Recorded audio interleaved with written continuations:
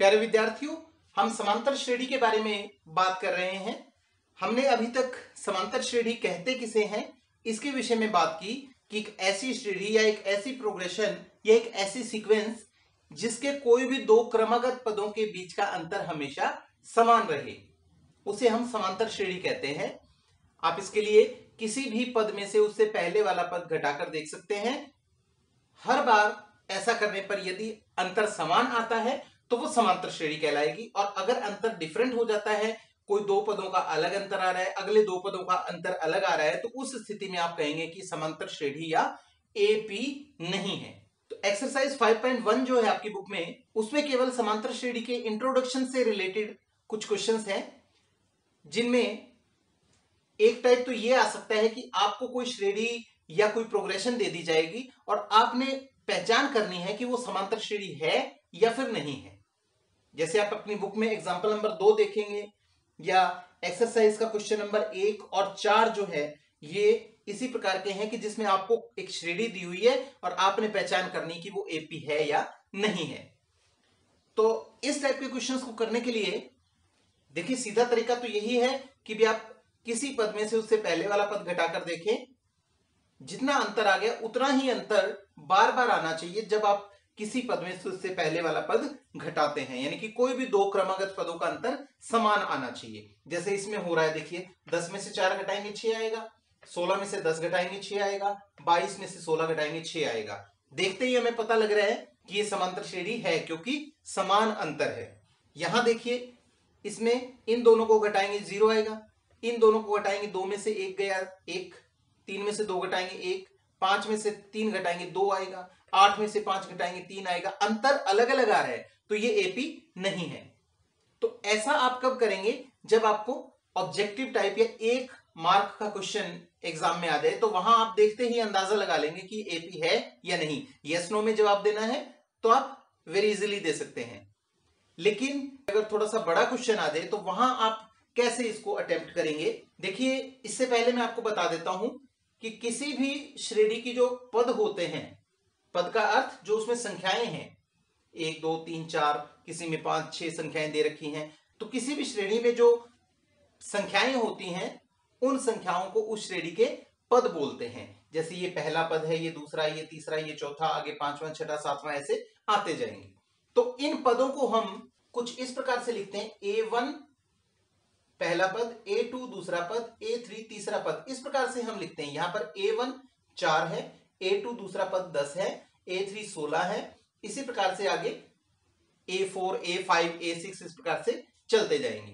तो आपने करना क्या है, इनका अंतर निकाल के दिखाना है। अंतर किस प्रकार से कि सबसे पहले आप देखिए इन दोनों का अंतर लिखें। कैसे लिखेंगे? A2 में से A1 आपने घटाकर लिखना है, 10 - 4 6 आ गया। फिर आप तीसरे और दूसरे का अंतर निकालिए, A3 में से A2 घटा दीजिए, तीसरे पद में से दूसरा पद घटाया, 16 में से 10 घटाया 6 आया। इसी प्रकार A4 - A3 करेंगे, चौथे में से तीसरा पद घटाएंगे, आपको मिलेगा 22 - 16 6। तो यहां आप क्या देखते हैं कि कोई भी दो क्रमागत पदों का अंतर 6 आ रहा है, हर बार 6 आ रहा है, समान आ रहा है, इसलिए ये श्रेणी एपी है। तो आप नीचे एक लाइन लिख दीजिएगा कि यहां कोई भी दो क्रमागत पदों का अंतर हमेशा समान है, इसलिए ये श्रेणी एक समांतर श्रेणी है। ठीक यही चीज आप अगले एग्जांपल में करेंगे। तो देखिए, A2 में से A1 घटाएंगे, कितना आएगा? A3 में से A2 तीसरे में से दूसरा पद घटाया, क्या आएगा? चौथे में से तीसरा पद घटाएंगे, क्या आएगा? वो आप करके देख लीजिए। A2 में से A1 घटाएंगे, -1 में से 1 घटाया -2, A3 में से A2 घटाएंगे, -3 में से घटाएंगे -1, तो -1 घटाने का मतलब +1 हो जाएगा, ये -2 आ गया। इसी प्रकार से -5 में से इससे पहले वाला -3 घटाएंगे तो वो +3 होके -2। तो यहां भी आप देख रहे हैं कि कोई भी दो क्रमागत पदों का अंतर हमेशा -2 आ रहा है, समान आ रहा है, तो ये समांतर श्रेणी है। इसके विपरीत अगर आप इस एग्जांपल पे आते हैं, देखिए यहां पर आप A2 - A1 दूसरे में से पहला पद घटाते हैं, तो 2 में से -2 घटाएंगे तो +2 हो जाएगा, आया 4। फिर तीसरे में से दूसरा पद घटाइए तो अब क्या देखेंगे, -2 में से 2 घटाया, ये आया -4। यहां देखिए गड़बड़ हो गई। आप देखते हैं कि एक जगह तो अंतर 4 का आ रहा है और एक जगह -4 का अंतर आ रहा है, तो ये अंतर डिफरेंट है। आप इन दोनों को लिख दीजिए कि दोनों डिफरेंट है। किस प्रकार से कि a2 minus a1 is not equal to a3 minus a2। आगे जाने की आपको आवश्यकता ही नहीं है। जब आपको इन तीन पदों से क्लियर हो गया कि इनका अंतर अलग है और इन दोनों का अंतर अलग है, तो ये एपी नहीं है। तो इसी प्रकार से आप अगले एग्जाम्पल को या एक्सरसाइज के क्वेश्चन नंबर 1 और 4 जो दिए हुए हैं उनको आप इस प्रकार से अटेम्प्ट कर सकते हैं। अब हम एक बहुत ही छोटी सी, बहुत ही आसान सी लेकिन इंपॉर्टेंट चीज डिस्कस करने जा रहे हैं। देखिए, आपने ये तो पता लगा लिया कि दी हुई श्रेणी एक एपी है या फिर नहीं है। जो एपी नहीं है उसको आप साइड में छोड़ दीजिए, वो हमारे काम की नहीं है, वो हमारे 10th क्लास के सिलेबस में नहीं है। जो श्रेणी समांतर श्रेणी है उसके साथ हमने कुछ एक्सपेरिमेंट्स करने हैं, जो हम फर्दर 5.2 एक्सरसाइज में, 5.3 एक्सरसाइज में करेंगे। एपी के ऊपर कुछ काम करेंगे हम, तो वो हम आगे बात करेंगे। उससे पहले यहां बात करते हैं कि अगर कोई श्रेणी समांतर श्रेणी है तो उसमें हम दो चीजें हमेशा आइडेंटिफाई करके चलेंगे, दो चीजें वहां पर हम जरूर पता लगाएंगे। उन्हीं दोनों चीजों के बेस पे आगे आपका जितना भी काम है वो डिपेंड करता है। तो वो दो चीजें क्या है? बहुत ही आसान है।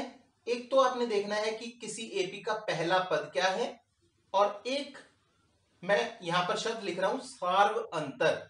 इंग्लिश में इसे फर्स्ट टर्म बोलते हैं और इसे बोलते हैं कॉमन डिफरेंस।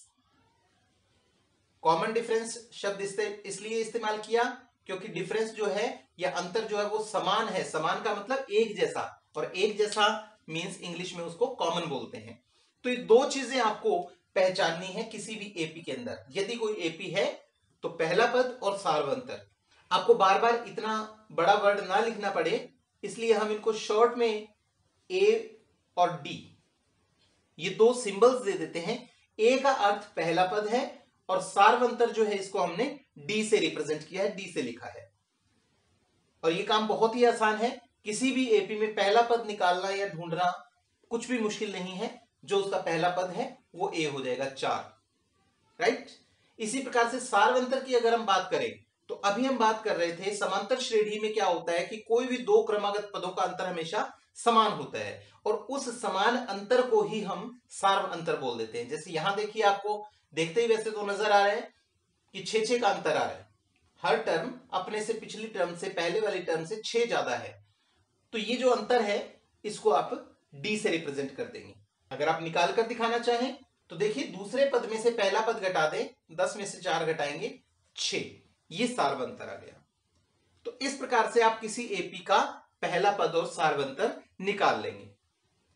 अब यदि आपको यह कह दिया जाए कि पहला पद और सार्वंतर आप निकालिए और उसके बाद इस एपी के अगले 3 पद, अगले 5 पद, अगले 6 पद ज्ञात कीजिए। जैसे मैं कहूं कि इसके अगले 3 पद बताइए। 4 पद तो मैंने लिखे हुए हैं, अगले 3 बताने। अगले 3 का मतलब क्या है कि पहला, दूसरा, तीसरा, चौथा तो पता है हमें 5वां पद निकालना है, हमें 6ठा पद निकालना है और 7वां पद निकालना है।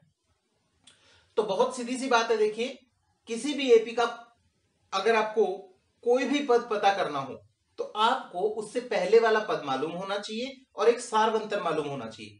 जैसे अगर आप तीसरा पद निकालना चाह रहे हैं तो क्या करेंगे, दूसरे पद में सार्वंतर 6 जोड़ देंगे। 10 में 6 जोड़ेंगे 16 आ जाएगा, 16 में 6 जोड़ेंगे चौथा पद आ जाएगा। ठीक है ना। कहने का मतलब किसी पद में सार्वंतर जोड़ दें तो उससे अगला पद आ जाएगा। अब हमें चौथा पद मालूम है तो चौथे की हेल्प से आप 5वां पद निकाल सकते हैं। Very easy. चौथा पद 22 है।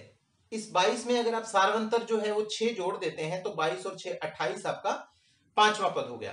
अब 5वां पद 28 है, इसमें 6 जोड़ दीजिए तो 34, ये 6ठा पद आ गया। 34 में 6 जोड़ेंगे तो 6ठे में 6 जोड़ के 7वां पद आ गया 40। इसी प्रकार आप 8वां, 9वां, 10वां कोई भी पद ज्ञात कर सकते हैं। ये तो हो गया कि आपको कोई समांतर श्रेणी दी हुई है और उसके कुछ पद दे दिए गए और अगले कुछ पद आपको ज्ञात करने हैं।